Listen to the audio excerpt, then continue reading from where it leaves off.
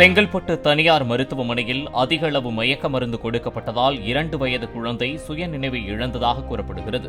சாலவாக்கம் பகுதியைச் சேர்ந்த சிவா, ஜெயஸ்ரீ தம்பதியினருக்கு 2 வயதில் சாருமதி என்ற குழந்தை உள்ளார். நேற்றிரவு குழந்தை சாருமதி கதவருகே விளையாடும் போது கதவிடுக்கில் சிக்கி சுண்டு விரல் நசுங்கியதாக கூறப்படுகிறது. இதனையடுத்து குழந்தையை செங்கல்பட்டு ஸ்ரீரங்கா மருத்துவமனையில் சிகிச்சைக்காக அனுமதித்தனர். அப்போது குழந்தைக்கு அதிக அளவு மயக்க மருந்து கொடுக்கப்பட்டதாகவும் இதனால் குழந்தை சுயநினைவை இழந்ததாகவும் கூறப்படுகிறது. இதுகுறித்து கேள்வி எழுப்பிய பெற்றோரிடம் மருத்துவமனை நிர்வாகம் அலட்சியமாக பதிலளித்ததாக குற்றச்சாட்டு எழுந்துள்ளது.